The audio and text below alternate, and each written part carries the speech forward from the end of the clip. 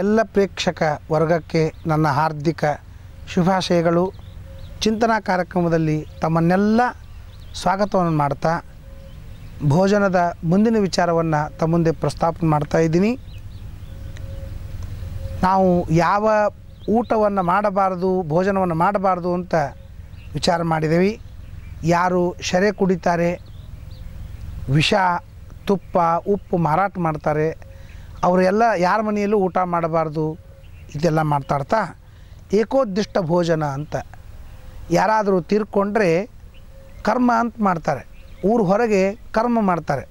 ಅವರು ಪ್ರೇತರಾಗಿರ್ತಾರೆ. ಆ ಪ್ರೇತತ್ವ ಹೊರಟು ಹೋಗಿ ಪಿತೃತ್ವ ಬರಬೇಕು ಅಂತನ್ನುವುದಕ್ಕಾಗಿ ಅವರು ಮತ್ತೆ ಕರ್ಮವನ್ನು ಮಾಡ್ತಾರೆ. ಮತ್ತು ದೇಹದಿಂದ ಹೋದಂತಹ ಜೀವನಿಗೆ ಪ್ರೇತತ್ವ ಬಂದಾಗ ಹಸಿವಿ ನೀರಡಕ್ಕೆ ಆಗ್ತದೆ, ತಿನ್ನಲಿಕ್ಕೆ ದೇಹ ಇರೋದಿಲ್ಲ, ಮಾತಾಡಬೇಕು ಅಂತ ಅನ್ನಿಸ್ತದೆ, ಅದು ಆಗೋದಿಲ್ಲ. ಈ ಎಲ್ಲ ಆಗಿ ಒಂದು ದೇಹವನ್ನು ನಿರ್ಮಾಣ ಮಾಡಲಿಕ್ಕಾಗಿ ಕರ್ಮವನ್ನು ಮಾಡ್ತಾರೆ. ಅದಕ್ಕೆ ಹೊರಗಿನ ಕರ್ಮ ಅಂತಂತಾರೆ. ಆ ಕರ್ಮವನ್ನು ಮಾಡುವಾಗ ಅಲ್ಲಿ ಒಂದು ಏಕೋದ್ದಿಷ್ಟ ಭೋಜನ ಅಂತಂತಾರೆ. ಒಬ್ಬ ಬ್ರಾಹ್ಮಣನಿಗೆ ಮಾತ್ರ ಊಟಕ್ಕೆ ಹಾಕತಕ್ಕಂಥ ಕರ್ಮಕ್ಕೆ ಏಕೋದ್ದಿಷ್ಟ ಭೋಜನ ಅಂತಂತಾರೆ. ಒಬ್ಬನೇ ಬ್ರಾಹ್ಮಣರಿಗೆ ಊಟಕ್ಕೆ ಹಾಕೋದು. ಆದರೆ ಆ ಬ್ರಾಹ್ಮಣ ಪಾಪಿ ಆಗ್ತಾನೆ, ಭಾರಿ ಪಾಪಿ ಆಗ್ತಾನೆ. ಅವನ ಜೊತೆಗೆ ಪಂಕ್ತಿ ಭೋಜನ ಇಲ್ಲ, ಅವನನ್ನು ಊರೊಳಗೆ ಸೇರಿಸ್ಕೊಳ್ಳೋ ಹಂಗಿಲ್ಲ. ಇದೆಲ್ಲ ಧರ್ಮಶಾಸ್ತ್ರ ಇದೆ. ಅದಕ್ಕಾಗಿ ಅಲ್ಲಿ ಊಟ ಮಾಡಿದಾಗ ಯಾರು ಯಜಮಾನ ಊಟಕ್ಕೆ ಹಾಕ್ತಾನೋ ಅವನನ್ನು ಊರು ಬಿಟ್ಟು ಹೊರಗೆ ಹಾಕಬೇಕು. ಊರು ಬಿಟ್ಟು ಹೊರಗೆ ಹಾಕಬೇಕಾದ್ರೆ ಪಾಪ ಅವನು ಹೆಂಗೆ ಬದುಕಬೇಕು? ಅದಕ್ಕಾಗಿ ಅವನಿಗೆ ಲೈಫ್ ಲಾಂಗ್ ಇಡೀ ಜೀವನ ಆಗುವಷ್ಟು ಅವನಿಗೆ ದವಸ ಧಾನ್ಯ ಬರಬೇಕು ಅಂತ ಅನ್ನೋದಕ್ಕಾಗಿ ಹೊಲ ಮನೆ ಕೊಡಬೇಕು, ದುಡ್ಡು ಕೊಡಬೇಕು, ಆರಾಮಾಗಿ ಅವನು ಇರಬೇಕು. ಯಾರನ್ನು ಅವಲಂಬಿಸಿಕೊಳ್ಳದೆ ಸ್ವತಂತ್ರವಾಗಿ ಜೀವನವನ್ನು ಮಾಡುವುದಕ್ಕಾಗಿ ಅವನು ಏನು ಬೇಕೋ ಅದೆಲ್ಲ ಕೊಟ್ಟು ಕಳಿಸ್ಬೇಕು ಅಂತ ನಾವು ಶಾಸ್ತ್ರದಲ್ಲಿ ಕೇಳ್ತೇವೆ. ಸುಮಾರು ಒಂದು 20-25 ವರ್ಷದ ಹಿಂದೆ ನೇಪಾಳ ರಾಜ ತೀರ್ಕೊಂಡ. ನಾನು ವಿದ್ಯಾರ್ಥಿಯಾಗಿದ್ದೆ. ನೇಪಾಳ ರಾಜ ತೀರ್ಕೊಂಡಾಗ ಅವನ ಕರ್ಮವನ್ನು ಮಾಡಿದ್ರು ಅವ್ರ ಮಕ್ಕಳೆಲ್ಲರೂ. ಮಾಡಿದಾಗ ಒಬ್ಬ ಬ್ರಾಹ್ಮಣನಿಗೆ ಊಟಕ್ಕೆ ಹಾಕಿದರು. ಊಟ ಮಾಡಿದ ಮೇಲೆ ಅವನಿಗೆ ಗಡಿ ಪಾರು ಮಾಡಿದರು. ಮಾಡಿ ಅವನಿಗೆ ಎಷ್ಟು ಬೇಕೋ ಹೊಲ ಮನೆ ಎಲ್ಲ ಕೊಟ್ಟು ಗಡಿ ಪಾರು ಮಾಡಿದರು ಅಂತ ಅನ್ನೋದನ್ನು ನಾನು ಕೇಳಿದ್ದೇನೆ. ಒಂದು ಶಾಸ್ತ್ರೋಕ್ತವಾಗಿ ಮಾಡಿದಂಥ ಪದ್ಧತಿ. ಈಗ ಅದೆಲ್ಲ ಮಾಡೋದಿಲ್ಲ. ಒಂದು ದರ್ಭದ ಪವಿತ್ರ ಬ್ರಾಹ್ಮಣ ಅಂತ ಮಾಡ್ತಾರೆ. ಆ ಒಂದು ದರ್ಭದ ಇದರೊಳಗೇ ಬ್ರಾಹ್ಮಣನ ಆವಾಹನ ಮಾಡ್ತಾರೆ. ಆವಾಹನ ಮಾಡಿ ಅದಕ್ಕೇನೆ ಊಟಕ್ಕೆ ಹಾಕ್ತಾರೆ. ಅದನ್ನು ಒಯ್ದು ಗಡಿಪಾರು ಮಾಡ್ತಾರೆ. ಪವಿತ್ರ ಗಡಿಪಾರು ಮಾಡೋದಕ್ಕೆ ಹೊಲ ಕೊಡೋ ಕಾರಣಿಲ್ಲ, ಮನೆ ಕೊಡೋ ಕಾರಣಿಲ್ಲ. ಆ ಪವಿತ್ರವನ್ನೇ ಗಡಿಪಾರು ಮಾಡ್ತಕ್ಕಂಥ ಒಂದು ಪದ್ಧತಿ ಈಗ ಇದೆ. ಅದಕ್ಕಾಗಿ ಅದೊಂದು ಏಕೋದ್ದಿಷ್ಟ ಭೋಜನ ಅಂತಂತಾರೆ. ಯಾವನು ಏಕೋದ್ದಿಷ್ಟ ಭೋಜನವನ್ನು ಮಾಡಿದ್ದಾನೆ ಅವನ ಮನೆಯಲ್ಲಿ ನಾವು ಊಟ ಮಾಡಬಾರದು ಅಂತ ನಿಷೇಧವನ್ನು ಮಾಡ್ತಾರೆ. ಮತ್ತು ಅನೇಕ ಜನರ ಮಧ್ಯದಲ್ಲಿ ನಾವು ಊಟವನ್ನು ಮಾಡಬಾರದು. ಕದಾಚಿತ್ ಉತ್ಸವಗಳಿರ್ತವೆ. ಆ ಸಂದರ್ಭದೊಳಗೆ ಒಂದು ದಿವಸ ಮಾಡಲಿಕ್ಕೆ ಅಡ್ಡಿ ಇಲ್ಲ. ಮೇಲಿಂದ ಮೇಲೆ ಒಂದಿಲ್ಲ ಒಂದು ಇದ್ದೇ ಇರ್ತವೆ. ಎಷ್ಟೋ ಜನರ ಮನೆಯೊಳಗೆ ಒಲಿನೇ ಹೊತ್ತಾಕಂಗಿಲ್ಲ. ಒಬ್ಬರು ಕಲ್ಯಾಣ ಮಂಟಪಕ್ಕೆ ಹೋಗ್ತಾರೆ, ಮದುವೆಗೆ ಹೋಗ್ತಾರೆ. ಒಬ್ರದ್ದು ವಾಸ್ತು ಇರ್ತದೆ, ಒಂದು ಉತ್ಸವ ಇರ್ತದೆ, ಮತ್ತೊಂದು ಇರ್ತದೆ, ಮಗದೊಂದು ಇರ್ತದೆ. ಅಖಂಡ ಯಾವುದೋ ಒಂದು ಕಾರ್ಯಕ್ರಮಕ್ಕೆ ಹೋಗಿ ಅನೇಕ ಜನರ ಮಧ್ಯದಲ್ಲಿ ಊಟವನ್ನು ಮಾಡ್ತಾರೆ. ನೀವು ವಿಚಾರ ಮಾಡಿ, ಅನೇಕ ಜನರ ಮಧ್ಯದಲ್ಲಿ ಊಟ ಮಾಡಿ ಮನೆಗೆ ಬಂದ್ರಿ ಅಂತಂದ್ರೆ ನಿಮಗೆ ಅವತ್ತಿಂದ ಏನೂ ಕೆಲಸ ಆಗೋದಿಲ್ಲ. ಅತ್ಯಂತ ಆಲಸ್ಯ ಬರ್ತದೆ, ಏನೂ ಕೆಲಸ ಆಗೋದಿಲ್ಲ. ಒಂಥರ ವೀಕ್ನೆಸ್ ಬರ್ತದೆ. ನೀವು ವೈಯಕ್ತಿಕವಾಗಿ ಮನೆಯೊಳಗೆ ಎಷ್ಟೇ ತಿನ್ನಿರಿ, ಏನೇ ತಿನ್ನಿರಿ, ಉತ್ಸಾಹ ಇರ್ತದೆ. ಅದಕ್ಕಾಗಿ ಅನೇಕ ಜನರ ಮಧ್ಯದಲ್ಲಿ ಊಟವನ್ನು ಮಾಡಬಾರ್ದು ಅಂತ ಹೇಳ್ತಾರೆ. ಕಾರಣ ಇದೊಂದಾದರೆ, ಇನ್ನೊಂದು ಅನೇಕ ಜನರಿಗಾಗಿ ಅಡುಗೆ ಮಾಡಿದಾಗ ಅಲ್ಲಿ ನಮಗೆ ಶುದ್ಧತಾ ಮತ್ತು ಸ್ವಚ್ಛತಾ ಎರಡೂ ಇರೋದಿಲ್ಲ. ಉತ್ಸವಗಳಲ್ಲಿ ನೋಡ್ತೀವಲ್ಲ, ಎಲ್ಲೋ ಒಂದು ನೆಲ ಇರ್ತದೆ, ನೆಲದ ಮೇಲೆ ಒಂದು ಚಾಪೆ ಹಾಸ್ತಾರೆ, ಅನ್ನ ಮಾಡೋದು ಒಗೆಯೋದು. ಅಲ್ಲಿ ಏನು ಈ ಕಡೆಯಿಂದ ನಾಯಿ ಹೋಗ್ತಿರ್ತದೆ, ಆ ಕಡೆಯಿಂದ ಹಂದಿ ಹೋಗ್ತಿರ್ತದೆ, ಆಮೇಲೆ ಮತ್ತೊಬ್ರು ಯಾರೋ ಬರ್ತಾರೆ, ಓಡ್ಕೋತ ಹೋಗ್ತಾರೆ. ಅವ್ರ ಕಾಲು ಧೂಳಿ ಎಲ್ಲ ಇದ್ರ ಬಡ್ದಿರ್ತದೆ. ಏನೋ ಸ್ಕೂಟ್ರ್ಗಳು ಹೋಗ್ತವೆ. 108. ಯಾಕಂದರೆ ಅನೇಕ ಜನರಿಗೆ ಅಡುಗೆ ಮಾಡ್ಬೇಕಾದ್ರೆ ಮನೆಯೊಳಗೆ ಅಡುಗೆ ಮಾಡ್ಲಿಕ್ಕೆ ಆಗೋದಿಲ್ಲ, ಹೊರಗಡೆಗೆ ಅಡುಗೆ ಮಾಡ್ತಾರೆ. ಹೊರಗಡೆಗೆ ಅಡುಗೆ ಮಾಡಿದಾಗ ಇವೆಲ್ಲ ಅನೇಕ ಅನಾಹುತಗಳು ಆಗೋ ಸಂಭವ ಇದೆ. ಒಂದು ಸಲ ಒಂದು ದೊಡ್ಡ ಜನರ ಅಡುಗೆ ಎಲ್ಲ ಬಡಿಸಿದಾಗ ನಾನು ಅಲ್ಲಿ ಇದ್ದಾಗ ನೋಡ್ತಾರೆ ಎಲ್ಲ ಪಾಯಸ ಬಂದಾಗ ನಂದು ಮ್ಯಾನೇಜ್ಮೆಂಟ್ ಇತ್ತು, ಎಲ್ಲ ಕಡೆಗೂ ಸಪ್ಲೈ ಮಾಡಿಸೋ ಮುಂದಾಗ ಅದೊಂದು ಗುರುಗಳ ಸೇವಾ ಅಂತ ಮಾಡ್ತಾ ಇರುವಾಗ ಒಂದು ಸಲ ಏನಾಯಿತು ಅಂದರೆ ಲಾಸ್ಟಿಗೆ ಪಾಯಸ 8-10 ಲೈನಿಗೆ ಬಿಡಿಸಿತ್ತು.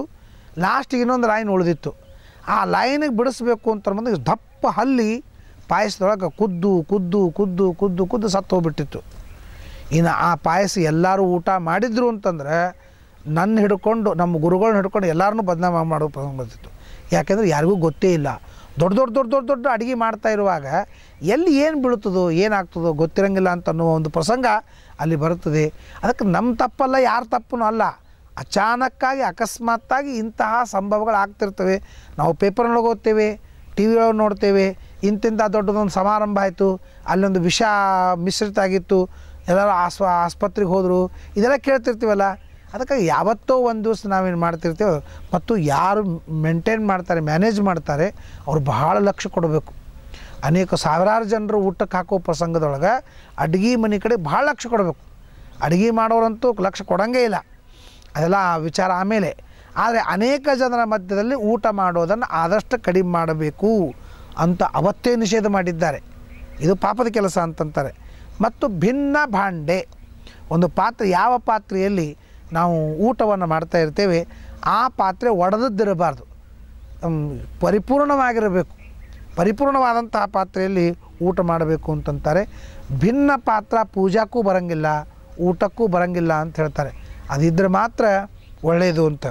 ಮತ್ತು ನಾವು ಊಟ ಮಾಡುವಾಗ ನಮ್ಮ ಪಂಕ್ತಿಯೊಳಗೆ ಅನುಪನೀತ, ಉಪನಯನವಾಗದೇ ಇದ್ದವರು, ಅವಿವಾಹಿತ, ವಿವಾಹ ಆಗದೇ ಇದ್ದವರು ನಮ್ಮ ಪಂಕ್ತಿಯೊಳಗೆ ಕೂಡಬಾರ್ದು. ಅಕಸ್ಮಾತ್ತಾಗಿ ಉಪನಯನವಾಗದೇ ಇದ್ದವರು, ವಿವಾಹವಾಗದೇ ಇದ್ದವರ ಪಂಕ್ತಿಯೊಳಗೆ ನಾವು ಊಟ ಮಾಡಿದೇವಿ ಅಂತಂದರೆ ಅದಕ್ಕೆ ಪ್ರಾಯಶ್ಚಿತ್ತ ಏನು ಹೇಳಿದರೆ ಪುನಃ ಸಂಸ್ಕಾರ ಮರಹತಿ ಅಂತ ಹೇಳಿದ್ದಾರೆ. ಮತ್ತೆ 17 ಸಂಸ್ಕಾರಗಳನ್ನು ಮಾಡ್ತಾ ಮಾಡ್ತಾ ಮಾಡ್ತಾ ಬಂದು ಮತ್ತೆ ನಮ್ಮ ಗೃಹಸ್ಥಾಶ್ರಮಕ್ಕೆ ಬರಬೇಕು ಅಂತ ಹೇಳ್ತಾರೆ. ಅಷ್ಟು ದೋಷ ಹೇಳಿದ್ದಾರೆ. ಅಂದರೆ ಅವರ ಪಂಕ್ತಿಯಲ್ಲಿ ನಾವು ಕೂಡಬಾರ್ದು ಅಂತ ಹೇಳ್ತಾರೆ. ಇದಕ್ಕೆ ಅನೇಕ ಕಾರಣಗಳನ್ನು ನಾವು ಕೊಡಬಹುದು, ಆದರೆ ಈಗ ಅದು ಪ್ರಸಕ್ತವಲ್ಲ ಅಂತ ಅನ್ನೋದಕ್ಕಾಗಿ ನಾನು ಹೇಳ್ತಾ ಇದ್ದೀನಿ. ಅನುಪನೀತ ಮತ್ತು ಅವಿವಾಹಿತ ಸ್ತ್ರೀಯರ ಜೊತೆಗೆ ಎಂದಿಗೂ ಊಟವನ್ನು ಮಾಡಬಾರ್ದು. ಇದು ಎಲ್ಲದರ ಮೇಲೆ ಹರಟಿ ಹೊಡಿತಾ ಊಟ ಮಾಡಬಾರ್ದು, ಮೌನದಿಂದ ಊಟವನ್ನು ಮಾಡಬೇಕು ಅಂತ ಹೇಳ್ತಾರೆ. ನಾನು ಇನ್ನೊಂದು ಈ ಧರ್ಮಶಾಸ್ತ್ರಕ್ಕೆ ಸೇರಿಸ್ಬೇಕು, ಟಿ ವಿ ನೋಡ್ಕೋತ ಊಟ ಮಾಡಬಾರ್ದು ಅಂತ ಒಂದು ಸೇರಿಸ್ಬೇಕು. ಯಾಕೆಂದರೆ ನೀವು ವಿಚಾರ ಮಾಡಿರಿ, ಅರ್ಧ ತಾಸು ಸೀರಿಯಲ್ ಇರ್ತದೆ.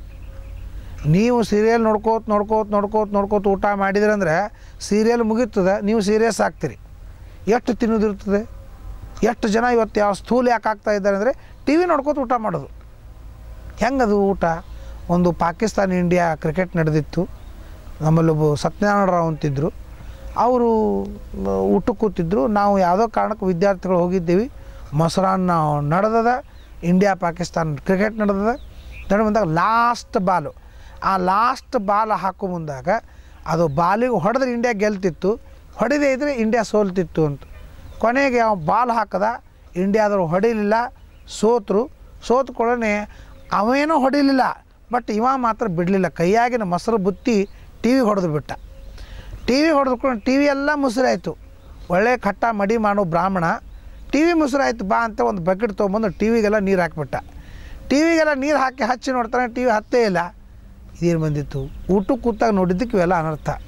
ಯಾಕಿದೆಲ್ಲ ಪರಿಣಾಮ ಮಾಡ್ಕೋಬೇಕು ಅಂದರೆ ಸೀರಿಯಲ್ಲು ಯಾವಾಗಲೂ ನಮ್ಮ ಮೇಲೆ ದುಷ್ಪರಿಣಾಮ ಮಾಡ್ತದೆ. ಊಟಕ್ಕೆ ಕೂತಾಗ ಶಾಂತವಾಗಿ ಊಟ ಮಾಡಬೇಕು. ಶಾಂತವಾಗಿ ಊಟ ಮಾಡಬೇಕಾದ್ರೆ ಒಂದೇ ವಿಚಾರದೊಳಗೇ ಊಟ ಮಾಡಬೇಕೇ ಹೊರತು 10 ಹಲವಾರು ವಿಚಾರಗಳನ್ನು ಊಟಕ್ಕೆ ಕೂತಾಗ ಮಾಡಬಾರ್ದು. ನಾವು ಹರಟಿ ಹೊಡ್ಕೊಂಡು ಕೂತೀವಿ ಅಂದರೆ ಆ ಹರಟಿ ಒಳಗೆ ಏನೇನು ವಿಚಾರ ಬರುತ್ತೆ ಯಾರಿಗೆ ಗೊತ್ತು? ನಿಮಗೆ ಹೊಗಳಿದ್ರು ಅಂತ, ನಿಮ್ಮನ್ನು ಹಿಂಗೆ ಹೊಗಳಿದ್ರು ಅಂತಂದ್ರೆ ನಾವು ಉಬ್ಬಿ ಕೂಡ್ತೀವಿ. ನಿಮ್ಮನ್ನು ಹಿಂಗೆ ಬೈದರು ಅಂತಂದ್ರೆ ನಾವು ಡೌನ್ ಆಗ್ತೀವಿ.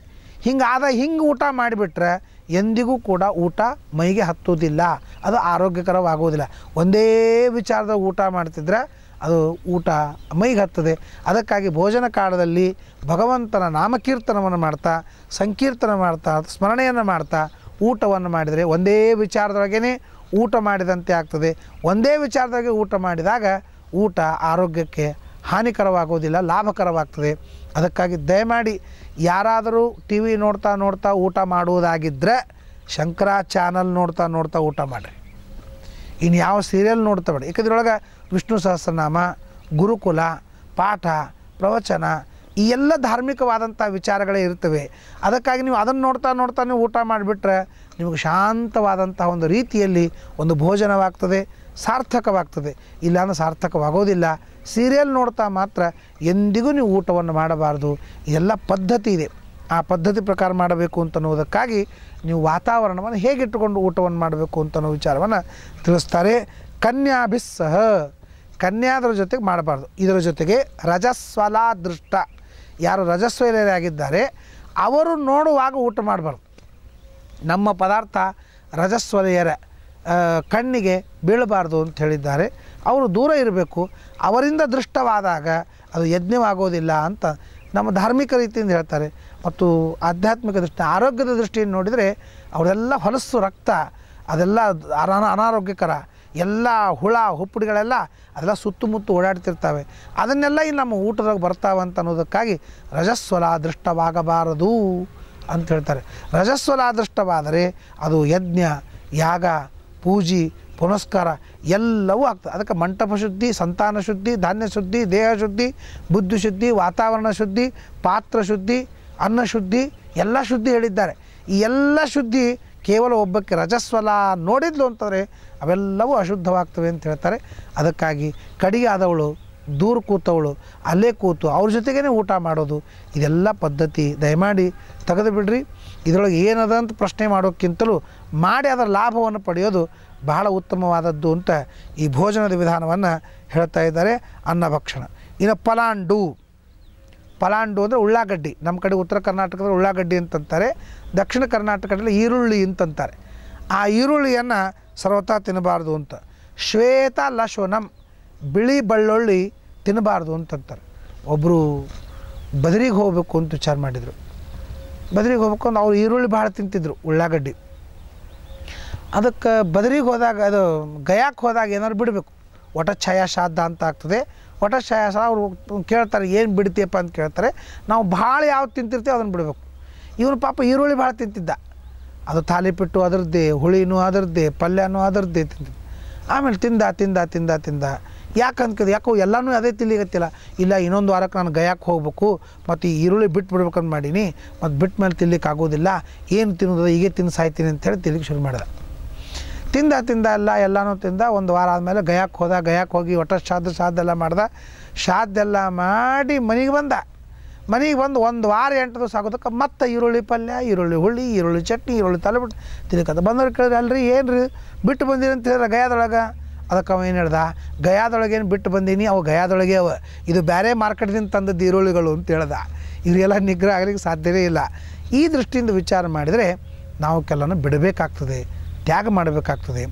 ಎಲ್ಲ ವಯಸ್ಸಿನೊಳಗೂ ಕೂಡ ಆ ಪದಾರ್ಥಗಳನ್ನು ಜೀರ್ಣ ಮಾಡಿಕೊಳ್ತಕ್ಕಂಥ ಶಕ್ತಿ ನಮಗೆ ಇರೋದಿಲ್ಲ ಅಂಥೇಳಿ ಕೆಲವು ನಿಷಿದ್ಧವಾಗದೇ ಇದ್ದದ್ದು ಅಂತ ಹೇಳಿದ್ದಾರೆ.